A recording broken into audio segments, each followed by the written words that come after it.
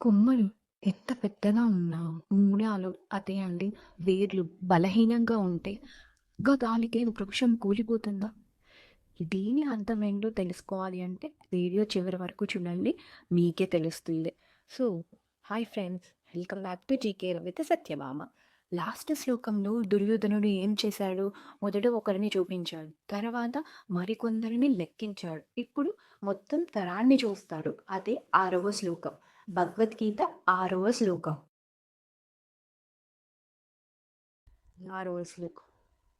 యుధామన్యశ్చ విక్రాంత ఉత్తమౌజాశ్చ వీర్యమాన్ సౌభద్రో ద్రౌపదేయాచ సర్వ ఏవ మహారథః.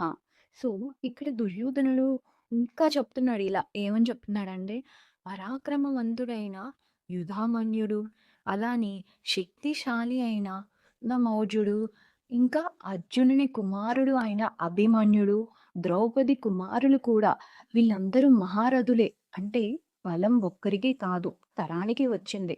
ఇదే దుర్యోధనుడి భయాన్ని ఇంకా పెంచుతుంది.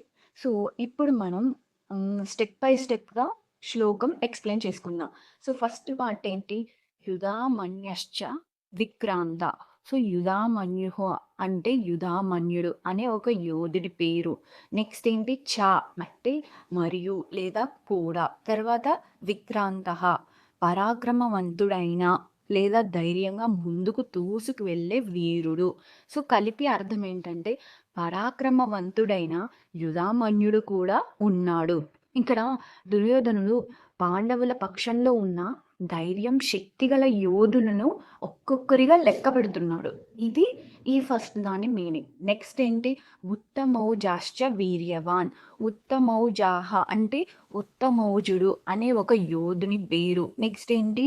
చా అంటే మరియు లేదా కూడా అని అర్థం. వీర్యవాన్ అంటే శక్తిశాలి, పరాక్రమమున్న లేదా వీరత్వం గలవాడు అని అర్థం. సో కలిపి మీనింగ్ ఏంటంటే, శక్తిశాలి అయిన ఉత్తమౌజుడు కూడా ఉన్నాడు. ఇప్పుడు ఇక్కడ దుర్యోధనుడు పాండవుల పక్షంలో ఉన్న పరాక్రమవంతులైన యోధుల సంఖ్య పెరుగుతుందని సూచిస్తున్నాడు. అంటే సంఖ్య మాత్రమే కాదు, క్వాలిటీ ఆఫ్ వారియర్స్ కూడా చాలా మంది ఉన్నారని దుర్యోధనుడే ఒప్పుకుంటున్నాడు ఇక్కడ. సో నెక్స్ట్ ఏంటి? సౌభద్రో ద్రౌపదేయాచ. సౌభద్ర అంటే సుభద్రా తనయుడు అయిన అభిమన్యుడు. ద్రౌపదేయాహ అంటే ద్రౌపది కుమారులు. చ అంటే మరియు లేదా కూడా. సో దీనికి కలిపి అర్థం ఏంటంటే, సుభద్రా కుమారుడైన అభిమన్యుడు, ద్రౌపది కుమారులు కూడా ఉన్నారు. ఇక్కడ దుర్యోధనుడు చెబుతుంది ఏంటి?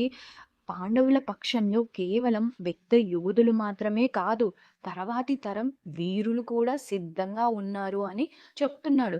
ఇది యుద్ధం ఒక్క రోజుకి సంబంధించింది కాదు, ఒక పూర్తి శక్తి, వంశం, పరంపరతో వచ్చిన బలం అని సూచిస్తుంది. నెక్స్ట్ ఏంటి? సర్వ ఏవా మహారథః. సర్వే అంటే అందరూ, ఏవా అంటే నిశ్చయంగా లేదా ఖచ్చితంగా, మహారథః అంటే మహాయోధులు. అంటే ఏంటంటే ఒక్కడే అనేక మందిని ఎదుర్కోగల గొప్ప వీరులు అని అర్థం. సో ఇప్పుడు దీనికి కలిపే అర్థం ఏంటంటే, వాళ్ళందరూ నిజంగా మహాయోధులే. ఇక్కడ దుర్యోధనుడు చెప్పదలిచేది ఏమిటంటే, పాండవుల పక్షంలో ఉన్న వాళ్ళు సాధారణ యోధులు కాదు, ప్రతి ఒక్కరూ ఒక్కొక్క శక్తివంతమైన మహారథులే అని దీనికి మీనింగ్. ఇది అతని మాటల్లో కనిపించే పెరుగుతున్న భయం, ఇంకా ప్రత్యర్థి బలాన్ని అంగీకరిస్తూ తెలియచెప్తున్నాడు మనకి. సో అసలు ఇక్కడ మనకి ఏంటి? అసలు దుర్యోధనుడు ఏం చూస్తున్నాడు అసలుకి మనకి? సో ఇది కేవలం యోధుల జాబితా మాత్రమే కాదు, ఇక్కడ గతం ఉంది, వర్తమానం ఉంది, ఇంకా భవిష్యత్తు కూడా ఉంది.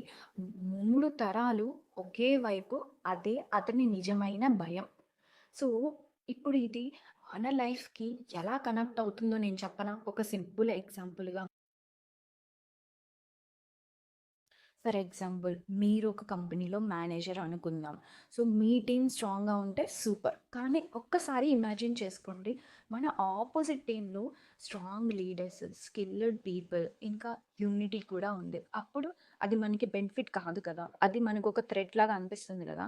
ఎగ్జాక్ట్గా శ్లోకం 6లో దుర్యోధనుడి ఫీలింగ్ కూడా అదే. సో దుర్యోధనుడు ఏం చెప్తున్నాడంటే, యుధామన్యుడు ఒక స్ట్రాంగ్ క్యాండిడేట్, ఇంకా ఉత్తమౌజుడు పవర్ఫుల్, ఇంకా అభిమన్యుడు టాలెంటెడ్, ఇంకా ద్రౌపది పుత్రులు యూనిటీ కూడా ఉంది. సో వాళ్ళందరూ స్ట్రాంగ్ కదా, ఇది టీమ్ స్ట్రెంగ్త్ ప్లస్ యూనిటీ, అందుకే దుర్యోధనుని యొక్క భయం. సో ఫర్ ఎగ్జాంపుల్ ఇప్పుడు మనం ఒక ట్రీ తీసుకుందాం, ఒక ట్రీ తీసుకొని పాండవుల పక్షాన్నేమో మనం ఒక స్ట్రాంగ్ రూట్స్ అనుకుందాం, ధర్మం, యూనిటీ, ప్రిపేర్డ్ వారియర్స్. నెక్స్ట్ కౌరవుల పక్షాన్నేమో ఒక హెవీ బ్రాంచెస్గా తీసుకుందాం. So power, numbers, ego. So branches ఎంత పెద్దగా ఉన్నా రూట్స్ వీక్ అయ్యాయి అనుకో, ఒక తుఫాను కానీ ఒక గాలి కానీ వచ్చినప్పుడు ట్రీ ఏమవుతుంది, పడిపోతుంది కదా. సో దుర్యోధనుడికి ఇది తెలుసు. ఎందుకంటే యుధామన్యుడు స్ట్రాంగ్, వీళ్ళందరూ పవర్ఫుల్ కదా, ఇంతమంది స్ట్రాంగ్ ఉన్నారు కదా.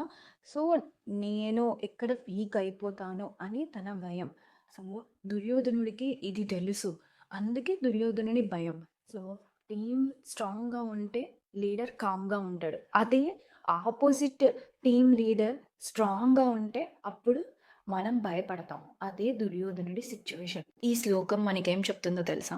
నిజమైన బలం ఒక వ్యక్తిలో ఉండదు, అది తరాలుగా నిలిచే శక్తిలో ఉంటుంది. ఎందుకంటే ఒక కొమ్మ విరిగితే వృక్షం పడిపోదు, కానీ దాని వేర్లు బలహీనంగా ఉంటే చిన్న గాలికే ఆ వృక్షం అనేది కూలిపోతుంది కదా. అదేవిధంగా వ్యక్తి కాదు, కేవలం సైన్యం మాత్రమే కాదు, తరాలుగా నిలిచే ధర్మ బలమే నిజమైన శక్తి. సో ఇదే శ్లోకం 6లో దుర్యోధనుడు చూసే భయం. సో వృక్షాన్ని నిలబెట్టేది దాని కొమ్మలు కాదు, దాని వేర్లు. సో తరాలుగా నిలిచిన ధర్మబలం ముందు అధర్మ ధైర్యం నిలబడదు. సో నిజమైన విజయం ఈరోజు గెలుపులో కాదు, రేపటి తరాన్ని నిలబెట్టడంలో ఉంటుంది. సో ఇదే శ్లోకం 6 యొక్క భావం. ఇది ఈరోజు శ్లోకం. తర్వాత శ్లోకంలో దుర్యోధనుడు ఇప్పుడు తన వాళ్ళ గురించి మాట్లాడడం స్టార్ట్ చేస్తాడు. భయం నుంచి రక్షణ ప్రయత్నం మొదలవుతుంది. ఈ గీతా ప్రయాణంలో నాతో పాటు మీరు ఉండాలంటే please subscribe to my channel. జై శ్రీ కృష్ణ.